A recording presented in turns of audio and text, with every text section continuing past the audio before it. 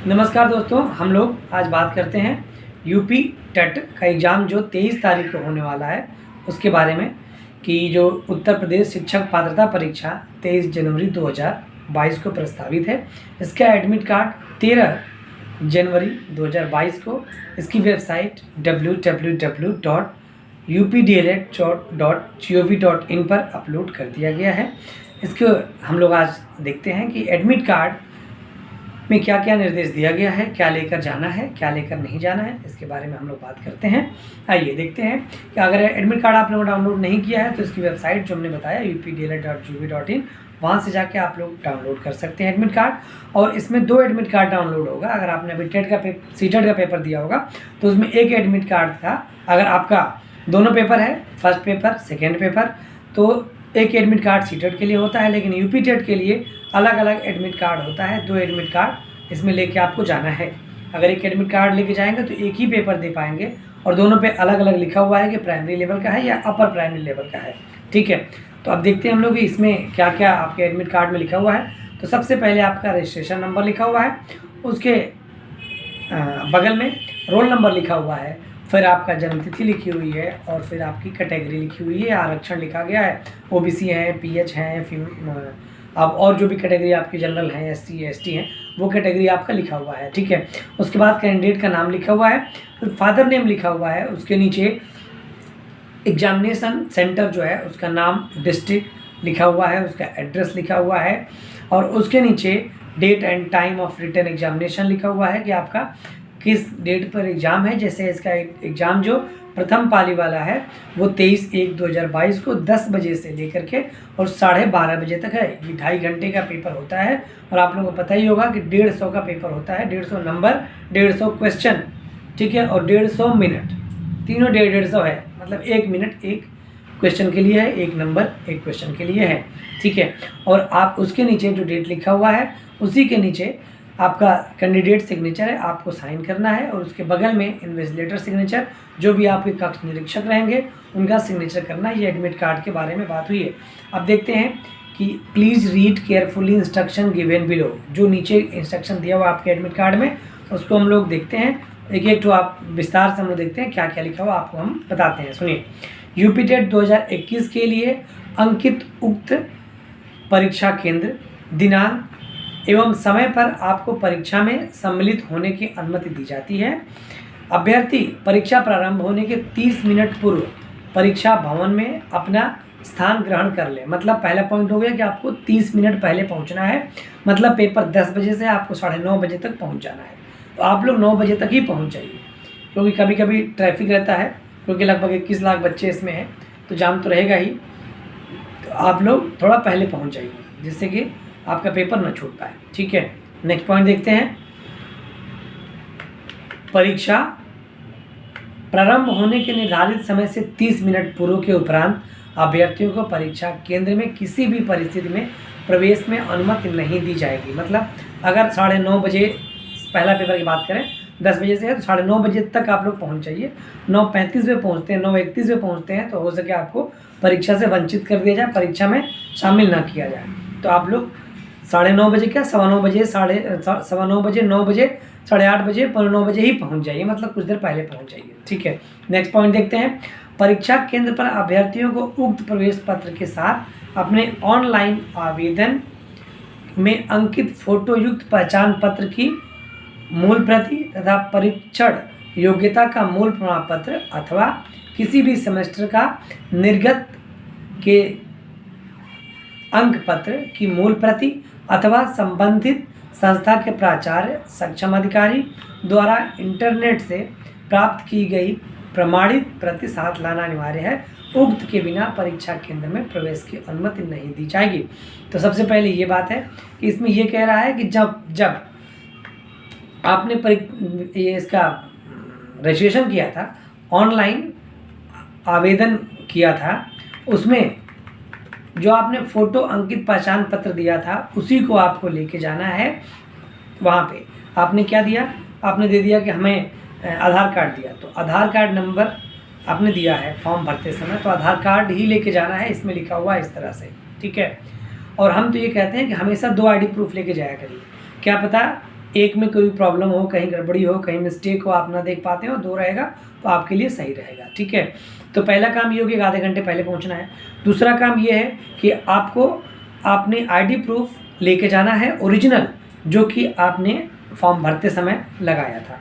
ठीक है, और तीसरा पॉइंट ये है कि आपको अपना ओरिजिनल बीएड या बीटीसी जो भी आपने किया है उसका प्रमाण पत्र लेके जाना है, उसका मार्कशीट या सर्टिफिकेट जो भी आपके पास है उसका ओरिजिनल लेके जाना है।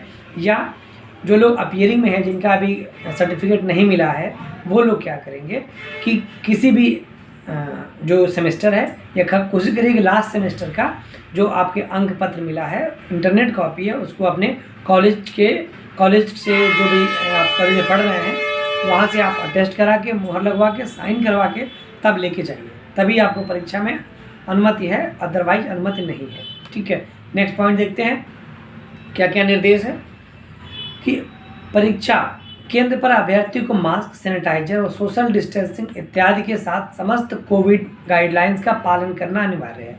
ये तो सिंपल सी बात है भाई, 2 साल कोरोना चल रहा है, तो 2 साल से हम लोग कोरोना को देख ही रहे हैं, तो जो कोविड का गाइडलाइंस है उसको हम लोगों को पालन करना है। ये नहीं कि सट जाइएगा, सटना नहीं है, दूर दूर रहना है, 2 गज की दूरी, मास्क है जरूरी, 2 गज की दूरी जरूरी है।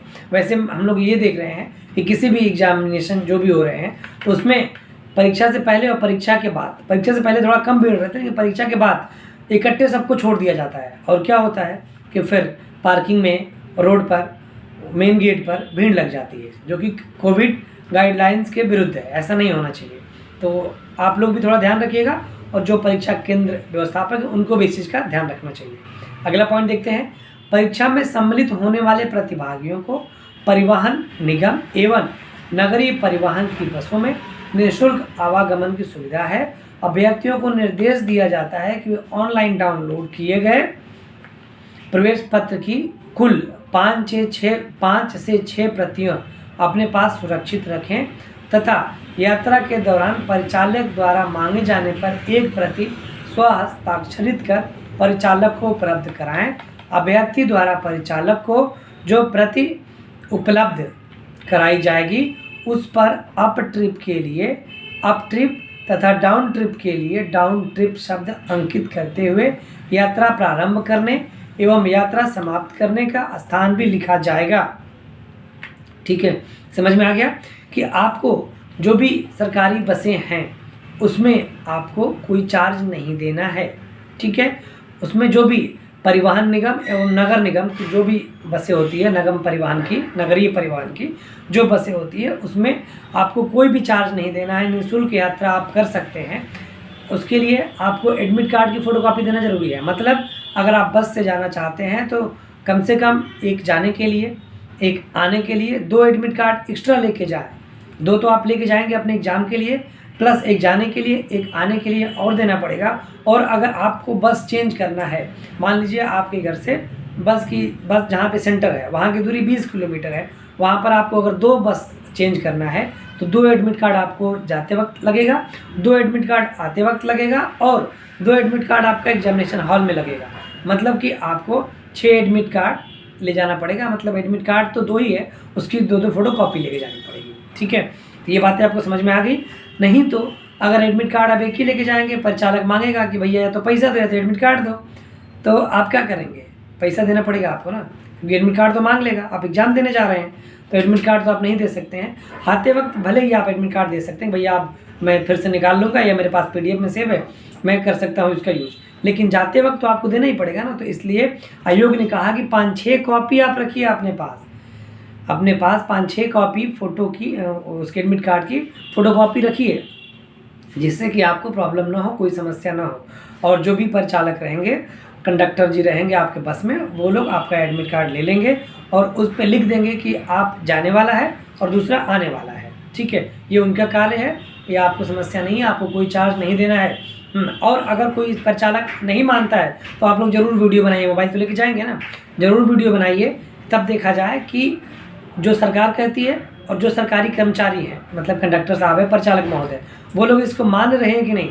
ठीक है, कि इस तरह से जैसे पिछले एडमिट कार्ड पे नहीं लिखा था, जब पेपर लीक हुआ था उस दिन, जो 28 नवंबर को पेपर था, पेपर लीक हुआ था, बच्चे जो वापस आ रहे थे तो बच्चों से एडमिट कार्ड रहते हुए भी पैसा लिया गया था, ठीक है। उस पर एडमिट कार्ड में इंकित नहीं था, एडमिट कार्ड में लिखा हुआ नहीं था, तो कोई बात नहीं। जबकि दोपहर में ही, मतलब मॉर्निंग में ही, आपके जो हमारे मुख्यमंत्री जी है योगी जी, उन्होंने कह दिया था कि फ्री रहेगा, ट्रैवल फ्री रहेगा, लेकिन उस दिन तक मान्य नहीं था।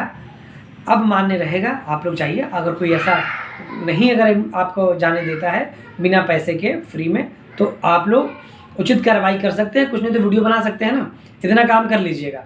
और एडमिट कार्ड लेके जाना ना भूलिए, ठीक है। अगला पॉइंट हम लोग देखते हैं। अगला पॉइंट क्या है कि प्रवेश पत्र, फोटोयुक्त पहचान पत्र, प्रशिक्षण प्रमाण पत्र या अंक पत्र, काले बॉल पॉइंट पेन के अलावा किसी भी प्रकार की पाठ्य सामग्री, पत्र आदि, calculator, slider, ruler, log table, calculator की सुविधा वाली इलेक्ट्रॉनिक घड़ी, मुद्रित अथवा लिखित सामग्री, कागज के टुकड़े, मोबाइल फोन, पेजर अथवा अन्य किसी प्रकार की इलेक्ट्रॉनिक उपकरण परीक्षा कक्ष में ले जाने की अनुमति नहीं है।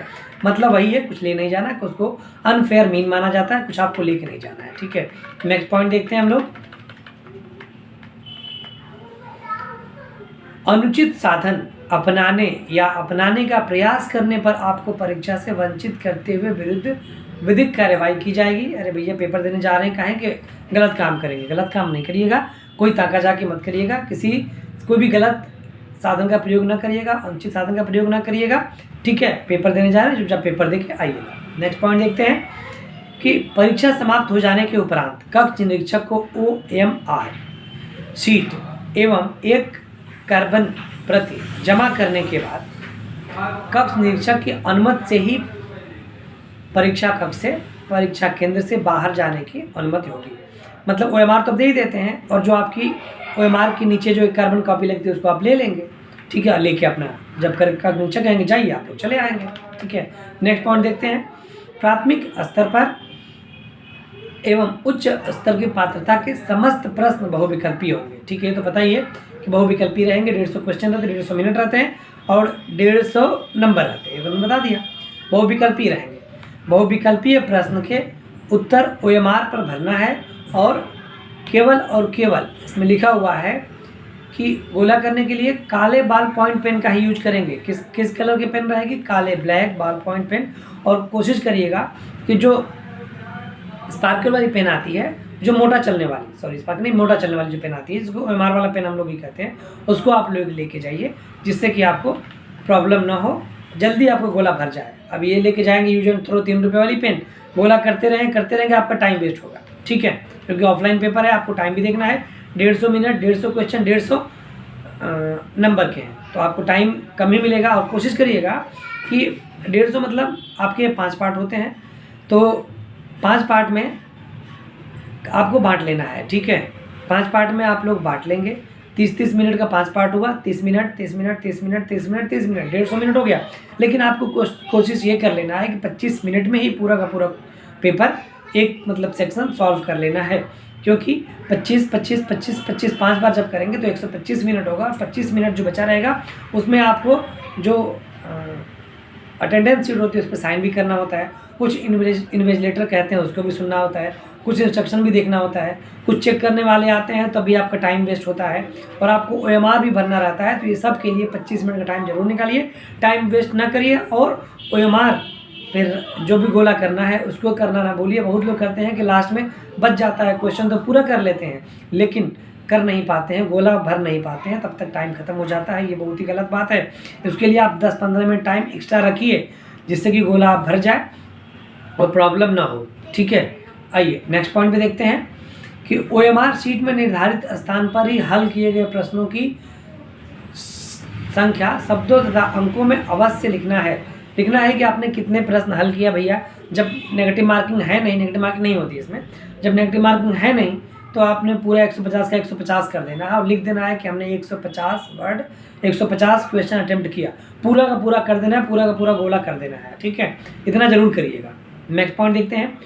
गोले को काला न करने अथवा त्रुटिपूर्ण करने पर उत्तर प्रपत्र का मूल्यांकन नहीं होगा। ठीक है, कहीं भी अगर कुछ गलती करेंगे तो आपका वो सही से पता है कि OMR में कोई छेड़छाड़ नहीं करना है, कहीं एक्स्ट्रा चीज़ नहीं लिखना है, कोई स्टार डैश डॉट कुछ नहीं लगाना है OMR में। ठीक है, नेक्स्ट पॉइंट देखते हैं कि टेस्ट बुकलेट प्राप्त होने के बाद तत्काल उसके सभी पेज की जांच कर लीजिए। अगर कोई प्रॉब्लम है, कोई कम है, कोई अपूर्ण है, कोई पूर्ण नहीं है, तो आप लोग तुरंत अपने इन्विजिलेटर से कहिए और उसको अपना तुरंत बदल लीजिए। ठीक है, नेक्स्ट पॉइंट है कि पूर्ण रूप से दृष्टिबाधित, ब्लाइंड एवं शारीरिक रूप से अशक्त अभ्यर्थियों तथा अपने साथ श्रुत लेख ला सकते हैं। जो भी आपने पढ़ा होगा उनके लिए, जो लोग दिव्यांगजन हैं, जो भी आँख से दिव्यांगजन हैं, जो भी इस तरह की समस्याएं हैं जिनके सामने, तो वो लोग अपना, जिनको भी लेके आना है वो लोग श्रुत लेख एक लेके आते हैं ना, तो उनको लेके आ सकते हैं। ठीक है, उनको पता है, तो इसमें जो भी इस कैटेगरी में नहीं आता उनके लिए कोई टेंशन नहीं है। नेक्स्ट पॉइंट है परीक्षा केंद्र पर श्रुत लेखन को परीक्षा में सम्मिलित कराए जाने से कोई कठिनाई न हो, इसके लिए परीक्षार्थी श्रुत लेखन को परीक्षा में अपने साथ ला रहा है, इस आशय का प्रत्यावेदन परीक्षा तिथि से पूर्व परीक्षा केंद्र के केंद्र व्यवस्थापक को प्रस्तुत कर श्रुत लेखन को बैठाए जाने की अनुमति प्राप्त करना अनिवार्य होगा। मतलब आप एक दिन पहले जाके आप उस केंद्र पे जाइए कि सर जी हम श्रुत लेखन को लेके आएंगे, ये हमारा कैंडिडेट है, इसको हम लेके आएंगे। जाके वहाँ पे आपको पहले एक ठो वो ले लेना है, अनुमति ले लेना है। ठीक है, नेक्स्ट है कि इसमें आपको उनको अतिरिक्त 30 मिनट दिया जाता है कि उन्हीं के लिए जो लोग इस तरह से इस कैटेगरी में आते हैं। ठीक है, तो ये पूरा का पूरा आप क्या देखे हैं, यूपी टेट का किस तरह से करना है, किस तरह से आना है, किस तरह से आपको एग्जाम में करना है। और बस एक पॉइंट इसमें यह है कि जो दूसरा पेपर होगा वो कितने बजे से है उसका हम लोग बात कर लेते हैं। पूरा प्रोसेस सेम है, पूरा इंस्ट्रक्शन सेम है, कोई इसमें दूसरा इंस्ट्रक्शन नहीं है, इंस्ट्रक्शन सेम है दोनों के लिए। बस ये उसकी टाइमिंग चेंज हो गई है, पेपर वही 23/10/2022 को ही है। इसकी टाइमिंग 2:30 बजे से 5 बजे तक है, मतलब 2.5 घंटे का ये भी पेपर है। और 2:30 बजे से है, जैसे मैंने बताया कि आधे घंटे पहले पहुँचना है आपको, तो 2 बजे तक वहाँ पहुँच जाना है। 2 बजे जब आप पहुँच जाएंगे वहाँ पर, 2 बजे तक ही आपकी एंट्री होगी, उसके बाद एंट्री नहीं होगी क्योंकि 2:30 बजे से पेपर है। आधे घंटे पहले आपको बुलाया गया है, तो आप लोग 1:30 बजे 1 बजे ही पहुँच जाओ भैया। क्यों आप रिस्क लेंगे, क्या पता जाम लगा हो, ट्रैफिक हो, क्या पता आप सरकारी बस के चक्कर में लेट हो गए हो। सरकारी बस के चक्कर में ना रहिएगा, नहीं तो पता चले कि बस लेट हो जाएगी, आपका परीक्षा छूट जाएगा। जो भी 10-20 रुपये किराया लग रहा है वो आप दे करके चले जाइएगा। हाँ, अगर बस आ रही है, सुविधा है, तब तो कोई टेंशन नहीं है, तब जाइए। तब क्यों 20 रुपये नुकसान करेंगे, वैसे भी आपने पिछले बार नुकसान किया ही है जहाँ भी पेपर देने गए हैं। ठीक है, तो ये बातें आप लोगों को समझ में आ गई हैं। वैसे एक चीज़ हम ये कहना चाहेंगे कि जो ये फ्री किया गया है, ट्रैवल फ्री किया गया है, चार्ज नहीं लिया जा रहा है। बहुत लोगों का पेपर दूर दूर रहता है। ठीक है, जिनका दूर दूर पेपर है वो तो एक दिन पहले जाएंगे ना, तो एक दिन पहले भी ये किराया माफ़ होना चाहिए था। ठीक है, एक दिन पहले भी एडमिट कार्ड के वैलिड किया जाना चाहिए था कि एडमिट कार्ड जो भी दिखाएगा उसका किराया एक दिन पहले भी माफ़ हो सकता था, ऐसा होना चाहिए था। और अगले दिन भी होना चाहिए था, या उस दिन तो ही है, और अगले दिन भी होना चाहिए था। क्योंकि अगर बंदा कोई एक दिन पहले जाता है, जहाँ भी अगर मान लीजिए दूर है, मान लीजिए कोई बंदा गाजीपुर का है और उसका प्रयागराज सेंटर आ गया है, ठीक है, तो वो एक दिन पहले जाएगा। मतलब 23 को पेपर है तो 22 को इलाहाबाद आएगा, प्रयागराज आएगा 22 तारीख को। ठीक है, और वो जाएगा 23 को तो शाम हो जाएगा, 5 बज जाएगा, तो 5 बजे नहीं जा पाएगा, तो वो अगले दिन मतलब 24 तारीख को जाएगा। तो 3 दिन का अगर ट्रैवल फ्री करें ये लोग, तब ज़्यादा सही है परीक्षार्थियों के दृष्टिकोण से कि भाई जो लोग जिनका पेपर दूर है, जिनका नज़दीक है, उनके लिए तो कोई टेंशन नहीं, वो तो सुबह निकलेंगे और चले जाएंगे। बाकी ठंडी का माहौल है, ठंडी का माहौल है, मौसम भी ठंडा रहेगा उस दिन। आप लोग थोड़ा कपड़ा वपड़ा पहन के जाइएगा, और ध्यान ये रहे कि आपका पेपर ठीक से हो, आप लोग कोई समस्याएँ न हो, और आप सब लोगों के लिए अभी से आप लोगों का पेपर अच्छा हो, सब लोग 100+ मार्क्स स्कोर करिए। इसके लिए आप सभी लोगों को हार्दिक शुभकामनाएं। 100 हमने इसलिए कहा कि लोग ये न कहें कि कम कह दिए। और आपको पासिंग मार्क्स वही बता दें क्या होता है कि जनरल के लिए और EWS के लिए 90 नंबर होता है पासिंग मार्क्स 150 में से, और SC ST OBC के लिए केवल और केवल 82 मार्क्स पासिंग होता है। लेकिन 82 मार्क्स मत सोचिए, 90 नंबर मत सोचिए, 120+ का टारगेट रखिए, इतना आपको लाना है। ठीक है, कम से कम 3 अंक में तो पहुँचिए, 2 अंक में क्यों रहना है, 3 अंक में पहुँचिए। पेपर 3 अंक में है, 150 नंबर का है, 150 में से 100 नंबर तो लाएँ कम से कम। इतना आप लोग पढ़िए। 5 पार्ट जो होते हैं, जो भी जिस तरह का है, पहले वाले में 5 पार्ट, दूसरे वाले में 4 पार्ट होता है, आप लोगों को पता ही होगा, आप लोग पढ़े हुए हैं, एग्जाम देने जा रहे हैं तो आप लोगों को पता ही है। तो इस तरह से आप लोग कोशिश करिए कि एग्ज़ाम आपका ठीक से हो और सोशल डिस्टेंसिंग का पालन करिए, मास्क लगा करके जाइए। और यही नहीं केवल वहाँ पे, आप लोग अपने यहाँ भी सोशल डिस्टेंसिंग का पालन करिए, घर में भी सोशल डिस्टेंसिंग का पालन करिए। सब्जी लेने जा रहे हैं, कहीं भी जा रहे हैं, तो इन सब बातों का आप लोग ध्यान दीजिए। बस आप सब लोगों के लिए all the best. Thank you.